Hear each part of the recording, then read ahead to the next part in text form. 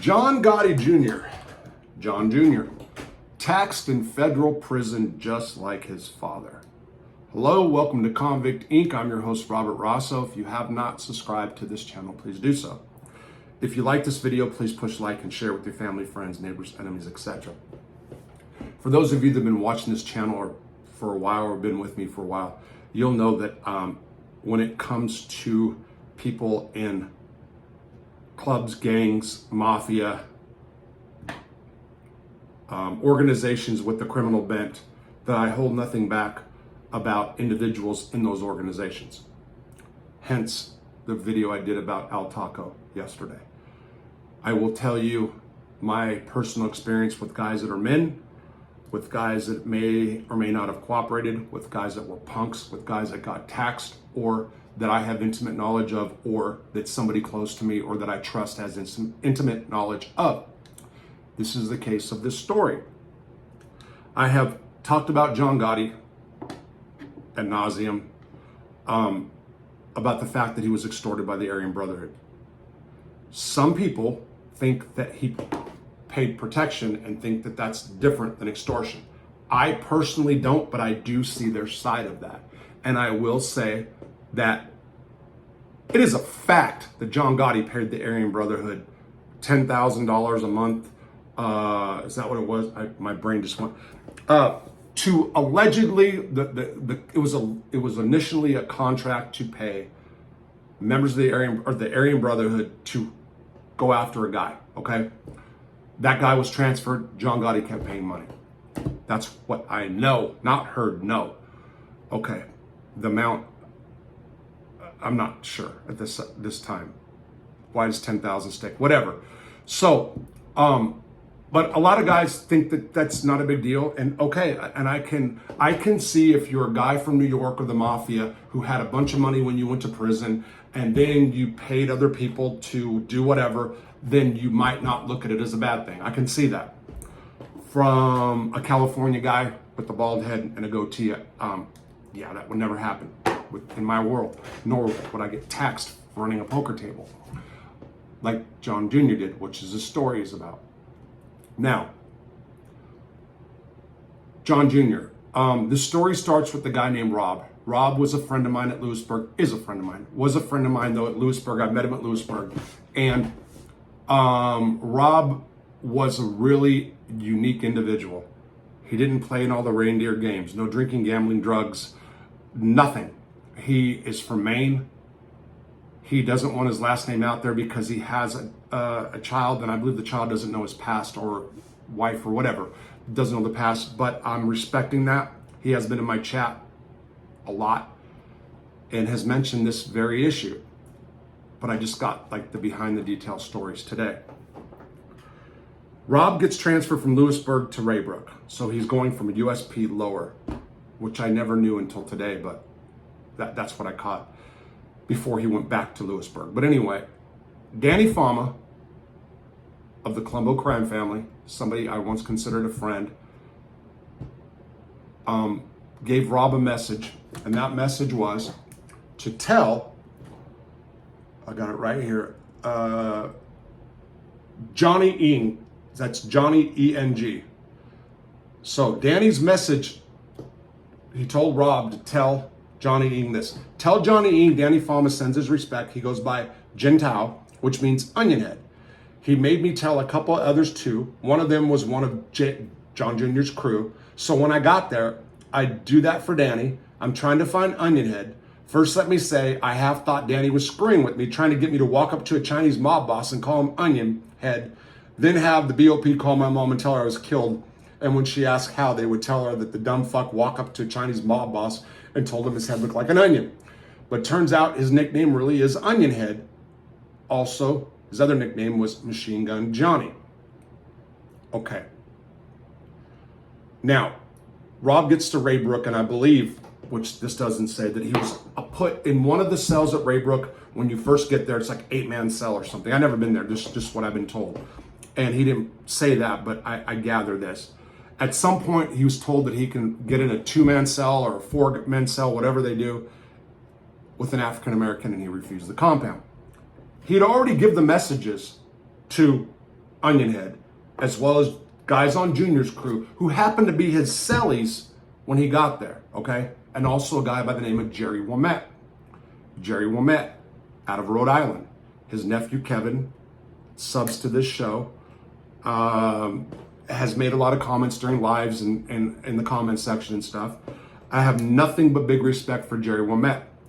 Jerry Womet, what is the Patriarch family out of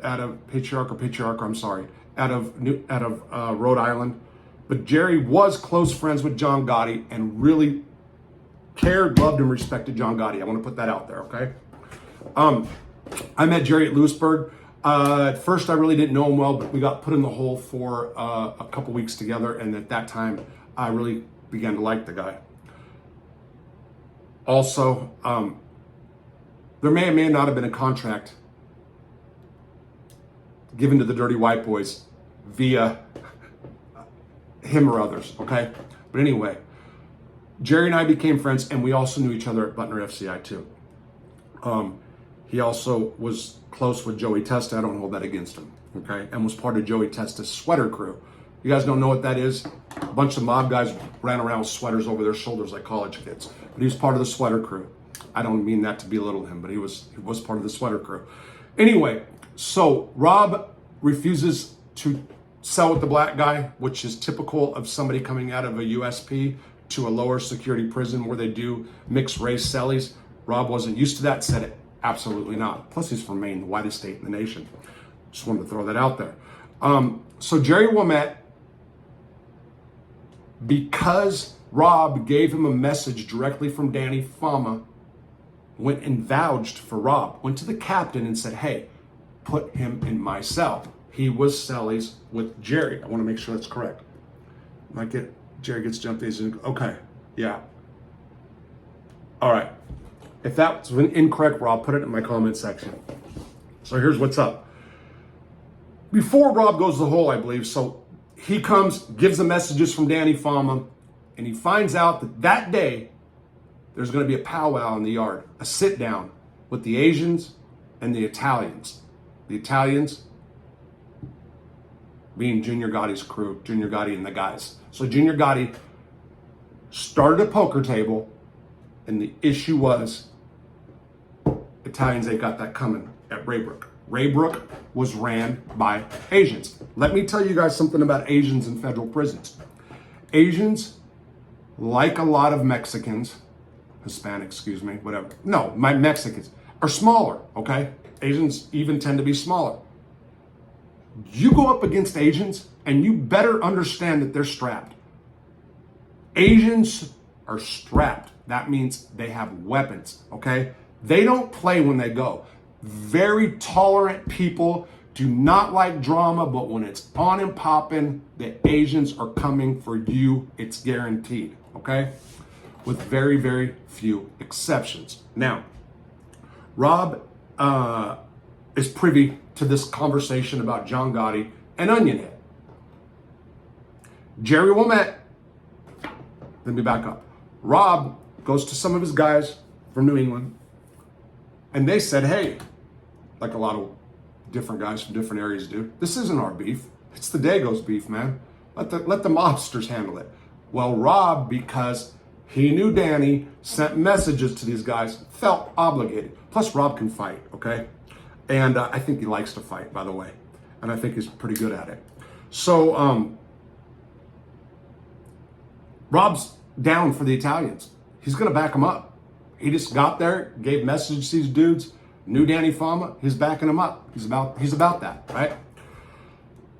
Well, old Junior Gotti caved to Onion Head.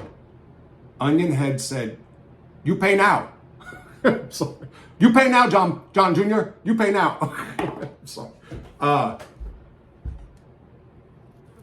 John Gotti was allowed. John Gotti, former mob boss of the Gambino crime family in federal prison, was allowed to run a poker table or have poker tables as long as the Asians said it was okay and he paid the Asians tax. People ask me often what mob guys in prison are like. I will tell you, there are mob guys that are men.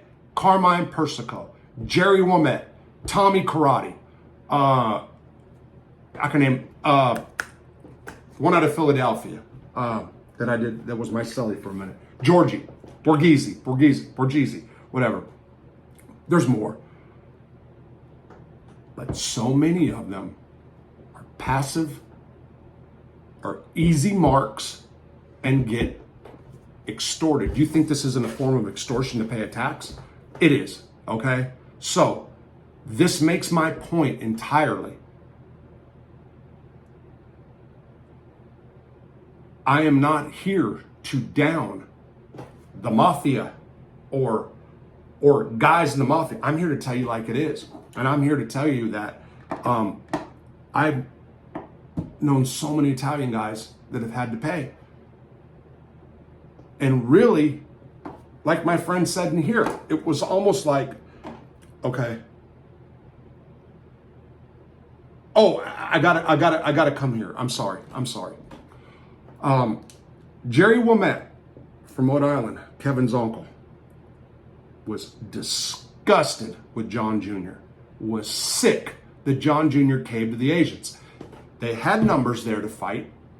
They were willing to back it up. Jerry was in his 60s at the time, probably, ready to back it up. John Jr. didn't want no problem. Decided to pay instead. I know a lot of guys will think, well, John Jr.'s got money, he can do that, he can pay that. Well, why the hell is he running a poker table if he's got so much money? Just to pass time? It's still a business in prison. That's very profitable. Jerry, after this was over, was sick. And he said, and I quote, just made the Italians look weak. Over and over and over again. In federal prison, the Italians make the whole conglomerate look weak. Italian mob guys make them look weak because of stuff like this. Carmine Persico would be the first to say that as well. He would say, I'm not like the rest of the Italian guys that you met. Frickin' fly. I got one fly in this room. It's 2 days in a row. Anyway, but yeah, this sets bad precedent. This is what it's kind of the stuff that I'm talking about.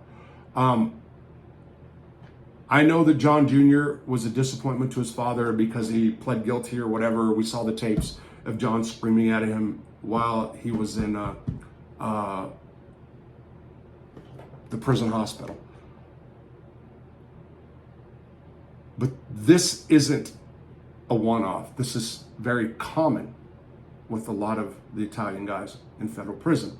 It's just a fact. Love it, hate it, whatever it is. Let me see. Okay, and you're great in the chat. Okay, who is that? Oh, this is a whole different email I just saw right now. I'm sorry. Okay, so anyway, that's it. John Gotti Jr. taxed by the agents in federal prison. There's your mob boss. Take care.